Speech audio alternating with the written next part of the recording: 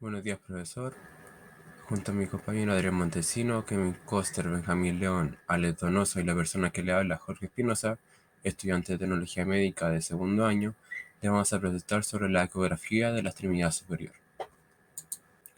Y como introducción, se definirá como para contextualizar del tema lo que es la ecografía. Bueno, la ecografía es una técnica imaginológica que es muy segura de utilizar, ya que utiliza ondas sonoras en donde le permite ser un procedimiento muy poco invasivo y que no emite ningún tipo de radiación, en donde se puede evaluar distintas estructuras anatómicas, diferenciando estructuras sólidas de las líquidas sin la necesidad de ocupar medios de contraste, en donde todo esto se puede realizar bajo una escala de grises, en donde como punto uno para esta presentación se presentará la estructura del hombro, del brazo, del codo, antebrazo, muñeca y mano.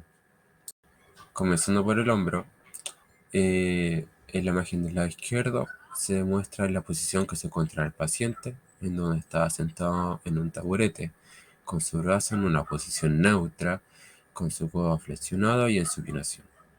En la imagen del lado derecho se puede identificar la imagen de la ecografía que se realizó, en donde se realiza un corte transversal al tendón del bíceps braquial y el aductor se coloca completamente perpendicular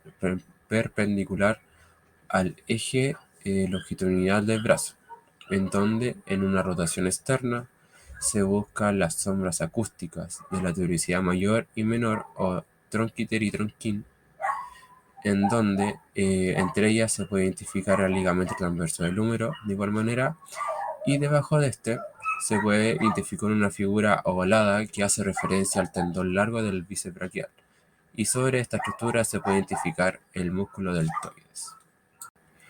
Y en esta imagen, tras haberse realizado una exploración perpendicularmente al eje longitudinal del brazo, el transductor del ecógrafo se gira a 90 grados y se realiza una exploración longitudinal al tendón del bíceps braquial, en donde se realiza un barrido desde la tuberosidad mayor hasta a la tuberosidad menor, en donde se puede lograr identificar una estructura fibrilar que sería el tendón largo del músculo bíceps braquial, como se puede identificar en la imagen con la flechita que lo indica.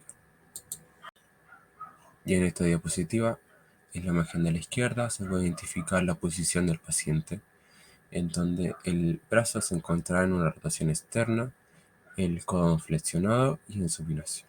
Y en la imagen de la derecha, es la imagen resultante de la ecografía, en donde utilizando la misma posición que se utilizó para evaluar el tendón del bíceps braquial, que era una posición perpendicular al eje longitudinal del brazo, se asciende cranealmente con el transductor del ecógrafo, en donde se podrá identificar el tendón del músculo subescapular, que recubre la cabeza anterior del húmero y se inserta en la tuberosidad menor, como se puede aquí visualizar en la imagen. Bueno, aquí en la imagen de la izquierda se le solicitó al paciente colocar su mano en la espalda para poder lograr una rotación interna e hiperextensión, para poder evitar la sombra acústica que puede provocar el acromión y así poder visualizar de mejor manera el tendón del músculo supraespinoso. En caso que para el paciente sea doloroso adoptar esta posición, se le pide o se le solicita apegar su brazo al cuerpo y realizar una rotación interna máxima, en donde para obtener la imagen de la derecha se hace una línea de referencia para colocar el transductor paralela al ligamento coracoacromial, en donde se realiza un corte transversal al tendón del músculo supraespinoso y se coloca el transductor paralelo al ligamento coracoacromial para obtener la imagen más nítida del tendón del músculo supraespinoso, donde también se puede visualizar la cabeza del húmero, el cartílago articular y el músculo deltoides. Luego de haber pasado de explorar al tendón del músculo supraespinoso en su sección transversal, se puede pasar a explorarlo en su plano longitudinal, en donde para ello el transductor del ecógrafo se debe girar en 90 grados y colocarlo perpendicularmente al ligamento coracoacromial, para poder así obtener la imagen que aparece en esta diapositiva, en donde además se puede identificar al músculo deltoides, al cartílago articular, al tuberosidad menor, que sería el tronquín, también llamado.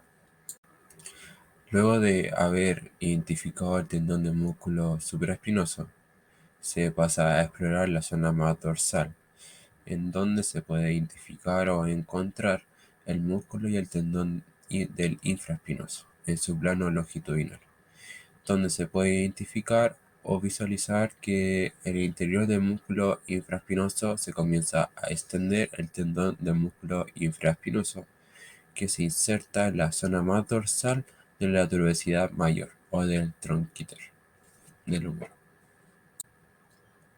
Bueno, y en esta diapositiva, en la imagen de la izquierda, se demuestra la posición del paciente, donde es la misma posición inicial que se mencionó anteriormente, en donde se encuentra el brazo en posición neutra, codo flexionado y supinado, en donde para obtener la imagen de la ecografía, que es la imagen derecha, se coloca el transductor transversalmente a la cara posterior del hombro, en donde a ese nivel se puede identificar la sección axial del labrum posterior y una sección o parte de la unión o tendón miotendinosa de las fibras más posteriores del infraespinoso y del redondo menor.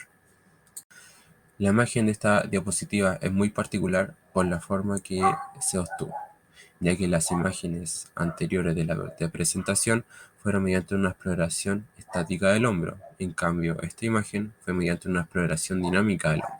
¿Eso qué quiere decir? Bueno, se hizo mediante la ubicación del borde externo del acromión con el brazo extendido a lo largo del cuerpo, en donde el paciente tuvo que realizar movimientos de rotación lenta y de manera adecuada, en donde el médico con su mano libre los iba controlando y en donde pudo visualizar de manera dinámica los manguitos rotadores en movimiento. Aquí para esta imagen el paciente se encontraba sentado con el brazo en una posición neutra, con el codo flexionado y en supinación, en donde el transductor se coloca transversalmente a la articulación acromioclavicular, en donde se puede identificar dos líneas hipericoicas que corresponden a la zona más externa de la clavícula y a la zona medial del acromión, en donde estos dos contornos óseos se unen mediante la cápsula articular que se puede identificar. Incluso, para agregar, la articulación acromioclavicular puede ser aún más visible si es que existiera algún derrame en esa zona. Hola, habla Adrián Montesino y el día de hoy vamos a hablar sobre la ecografía del brazo, en el cual podemos encontrar en la primera imagen el bíceps braquial, el braquial anterior y el húmero. Podemos ver que el tendón distal del bíceps, el braquial anterior, el supinador largo y el pronador redondo es en un corte transversal de la ecografía. Hay que identificar la región humorradial pasando por la punta de la apófisis coronoides hasta llegar a la interlínea húmero-cubital. Hay que visualizar los músculos supinadores largos, el bíceps braquial y el pronador redondo con imágenes fibrilares hipoicoicas, situadas anteriormente respecto al húmero en su vertiente radial, medial y cubital, respectivamente. El braquial anterior ocupa la parte central de la ecografía y recubre la fosita coronoidea. Superficial a este hallamos el bíceps braquial, localizado en el nervio mediano, localizamos el nervio mediano situado entre el pronador redondo y el braquial anterior. También podemos localizar el nervio radial entre el tendón del bíceps y el braquial anterior, por una parte, y el supinador largo por otra. En esta otra ecografía podemos encontrar el tendón distal del bíceps braquial, además del húmero. Esta ecografía se realiza en un corte longitudinal y una máxima supinación del antebrazo. Seguimos con el bíceps braquial hasta su inserción distal, a través de un largo tendón en la tuberosidad bicipital del radio. El estudio de este tendón es un medio difícil debido a la oblicuidad que adquieren sus fibras al dirigirse hacia su inserción. Proximalmente vamos a encontrar el tendón muy superficial. Al seguirlo, vamos a observar cómo se dirige posteriormente al interior de la masa muscular de la cara anterior del codo y el antebrazo. Un buen punto de referencia es saber que tiene un trayecto paralelo y lateral a la arteria humeral. Bueno, en este momento estamos viendo una ecografía en el cual podemos observar nosotros la arteria humeral, el bíceps braquial, el tríceps braquial, el nervio músculo cutáneo. Para esta ecografía tenemos que ver que en este espacio se halla el nervio músculo cutáneo recorriendo el intersticio entre los músculos bíceps braquial y corácoid braquial. La disposición de este nervio es variable en los individuos, pudiendo hallarse en zonas más o menos próximas a la arteria humeral. En la zona del tabique intermuscular medial identificamos la arteria humeral, punto central de nuestra evaluación. En la siguiente ecografía podemos encontrar el tríceps braquial, el bíceps braquial, la vena humeral y la arteria humeral. Para esta ecografía debemos identificar el nervio mediano situado habitualmente en la parte superanterior de la arteria y los nervios cubital y radial situados profundamente a la vena humeral en la parte inferoposterior de la arteria humeral. En la imagen que se está viendo a continuación vamos a hablar sobre la técnica del paciente en la posición como él debe estar. La posición del paciente debe encontrarse en decúbito supino con el brazo abducido en 90 grados y el antebrazo flexionado en 90 grados. El anestesiólogo diestro se situará lateral al paciente, pero en la cabecera de este cuando bloquee su brazo derecho y lateral a él, cuando bloquee el del lado izquierdo. Para avanzar con la imagen, localizamos el nervio músculo cutáneo intentando mantener la visión de la arteria humeral, ya que esta va a ser nuestra referencia principal y el punto de entrada de la aguja. En el segundo plano centraremos la imagen en la arteria humeral. El codo. Para realizar la exploración ecográfica del codo se utilizarán sondas lineales de elevada frecuencia que son de entre 7 a 10 MHz. Como norma general, se utilizarán los contornos óseos, así como el húmero, el radio o el cúbito, para así tomarlos como referencia para situarnos en la exploración. Aquí podemos apreciar la cara anterior del codo, la posición del paciente. El paciente debe ir sentado frente al explorador con el brazo ligeramente flexionado sobre la mesa. Y en este plano, la cápsula rodea las fosas coracoideas y supracondileas. Y los siguientes cortes ecográficos que veremos son para evaluar su cara anterior del codo. En este corte frontal del codo, en la imagen se aprecia el tendón distal del bíceps, el bíceps braquial, supinador largo y el pronador redondo. Esta primera ecografía va en torno a una pronación, en la cual se puede apreciar el radio y el cúbito. Esta segunda ecografía es en torno a una supinación. En esta imagen podemos apreciar la inserción del tendón distal del bíceps, el radio y el cúbito nuevamente. Continuando con la exploración, aquí podemos apreciar la cara medial del codo. La posición del paciente para esta exploración es que el brazo del paciente debe ir en extensión y supinación con una breve inclinación al lado que se explorará. En esta imagen podemos apreciar que se vuelve a notar el braquial anterior, el tríceps braquial y el pronador redondo. En esta ecografía es la misma que el corte anterior, pero los ligamentos de esta eco se pueden mostrar de forma similar a los de la misma eco en una cara lateral del codo. En esta imagen se puede apreciar el músculo epitroclear, la epitroclea y el ligamento lateral interno. Cara lateral del codo. La posición del paciente para realizar esta exploración es que el paciente con las dos manos juntas, los codos flexionados a un ángulo de 90 grados y el área cubital reposando sobre la mesa de exploración, así se puede comenzar a realizar esta exploración ecográfica. En esta imagen 1 podemos apreciar los mismos músculos de siempre, los cuales son el tríceps braquial, el braquial anterior y el supinador largo. En esta primera ecografía lateral del codo se puede apreciar el mismo corte que la imagen anterior. Se ve el epicóndilo medial, el músculo epicondileos y la arteria humeral.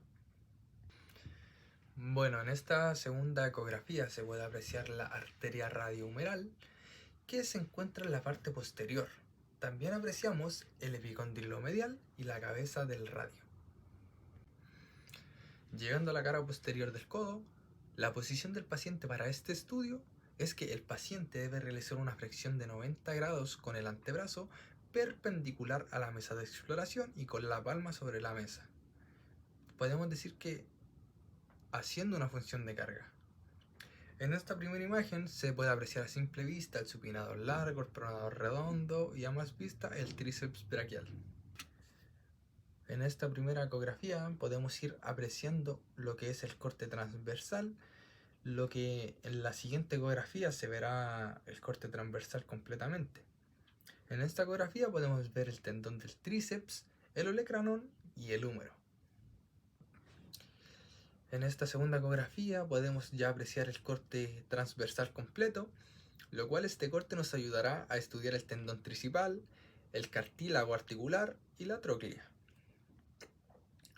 Y en la tercera ecografía podemos ver el nervio cubital que se encuentra en la fosa epitroclear olecraniana. Este corte es un corte transversal y se puede apreciar el tríceps braquial, el epicóndilo medial y el nervio cubital. Buen día, profesor. Mi nombre es Alex Donoso y en esta ocasión veremos el antebrazo. En esta imagen se le pide al paciente poner su antebrazo en una posición anatómica, en supinación, permitiéndonos ver algunos músculos principales del antebrazo. Como en el lado derecho de la imagen se puede ver el músculo brachiorradial. En el lado izquierdo de la imagen se puede ver algunos músculos como el flexor radial del carpo y el músculo palmar largo. Bueno, para esta imagen se utiliza una técnica imagenológica como es la ecografía, que utiliza ondas ultrasónicas y aprovecha las propiedades acústicas de la materia para poder reconocer las estructuras. Esas estructuras más oscuras que se ven en esta imagen son estructuras óseas. En la zona derecha se ve el cúbito y en la zona izquierda se ve el radio. También en esta imagen se pueden apreciar algunos músculos como los flexores, ya que esta es una imagen de la cara anterior del antebrazo en un tercio proximal y la cara medial del antebrazo. Se puede ver el músculo flexor radial del carpo y el músculo flexor largo del pulgar. Bueno, en esta imagen se utilizó el mismo corte que en la imagen anterior, solamente que se pueden ver algunas estructuras con mayor precisión. En la zona oscura se puede ver una estructura ósea, que es el cúbito. También se ven los músculos, como es el flexor profundo de los dedos, el flexor cubital del carpo y el músculo palmar largo.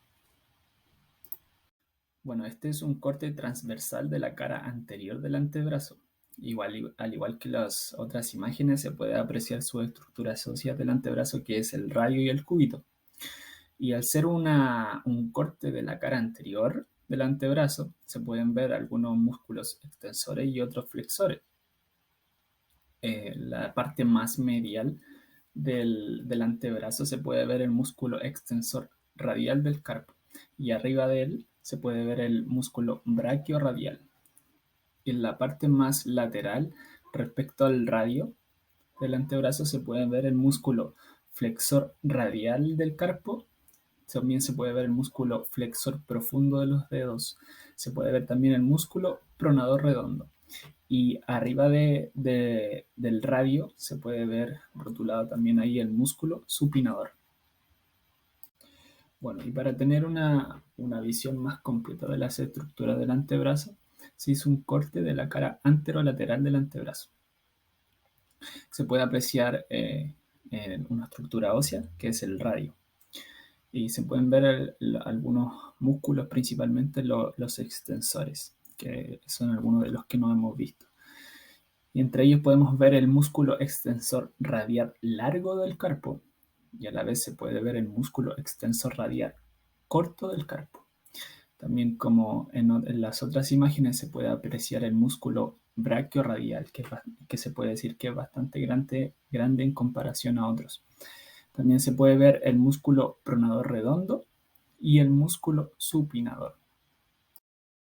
Bueno, al comenzar se pide al paciente que mantenga la mano y muñeca en una posición neutra y en supinación, manteniendo el pulgar en aducción y pudiendo o no mantener los dedos juntos o separados. Inicialmente colocamos la sonda de manera transversal a la extremidad a nivel del carpo, desplazándonos distalmente hasta que se visualicen bien las fibras que conformen la estructura en forma de arco o corchete, lo que correspondería siendo el ligamento retináculo flexor, delimitando de alguna manera el canal superficial con el canal del carpo, el cual es delimitado mediante por el hueso ganchoso y lateralmente por el trapecio.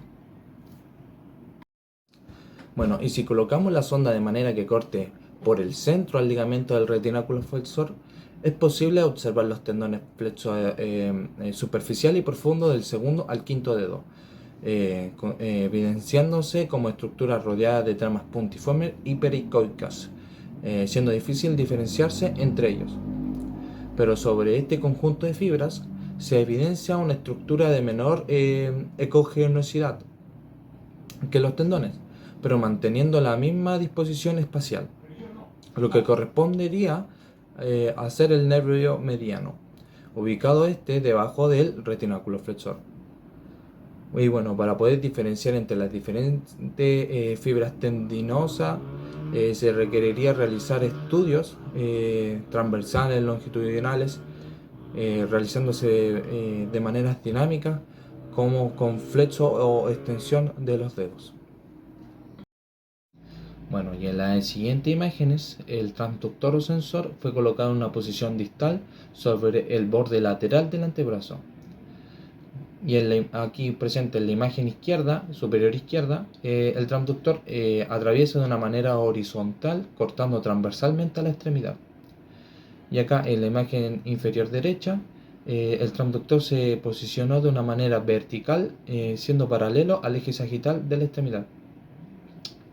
Estas imágenes presentes, ambas nos permiten tener una visualización y nos permite ubicar el aductor largo del primer dedo. Ok, continuando con la siguiente imagen, la mano debe estar en una posición supina, colocando el sensor o transductor sobre el músculo flexor corto del pulgar, capturando una pequeña parte de la muñeca. Así es posible observar más superficial una delgada capa de piel y bajo esta una leve capa de tejido muscular. Bueno, inmediatamente se puede lograr evidenciar siluetas óseas, siendo el trapecio, el hueso del trapecio y el hueso del metacarpiano del extremo derecho. Juntos con esto conforman lo que se llama la articulación trapecio-metacarpiana, siendo posible identificarse. Bueno, y continuando con la siguiente imagen, manteniendo la misma posición supina de la mano, pero esta vez cambiando la posición del sensor o el transductor de una manera vertical sobre la articulación metacarpofalángica del segundo dedo, nos entrega una imagen de lo que se aprecia en una primera delgada capa de piel, seguida por unas fibras horizontales que corresponderían al tendón del flexor del segundo dedo. De esta manera más profunda en la imagen, se observan las siluetas óseas de los huesos que conforman, ya siendo esta la segunda articulación metacarpofalángica, creando una sombra anecoica del resto de la imagen. Bueno, finalizando con la presentación, podemos concluir y entender que la técnica imagenológica ecográfica es de gran apoyo para visualizar tendones y ligamentos, como es para las extremidades superiores, ya sea contando desde el hombro, el brazo, el codo, el antebrazo, la muñeca y la mano. Se pueden ocupar dentro de distintas posiciones de las posturas del paciente. Nos sirven para identificar diferentes estructuras, así siendo un examen rápido y económico. Se puede realizar en cualquier centro asistencial, que sea hospital, clínica, etc. e incluso existen ecógrafos individuales también. Se pueden trasladar sin ningún tipo de daño debido a que utiliza ondas sonoras y no emite radiación. Sin embargo, este tipo de técnica no ofrece una nitidez sobre las estructuras de manera precisa y detallada. ¿A qué me refiero con esto? No tiene una definición tan exacta como lo tiene la radiografía, que puede visualizar cada parte del hueso de la persona, como la tomografía y la resonancia magnética. Esta obtiene un buen rango de imagen de manera dinámica.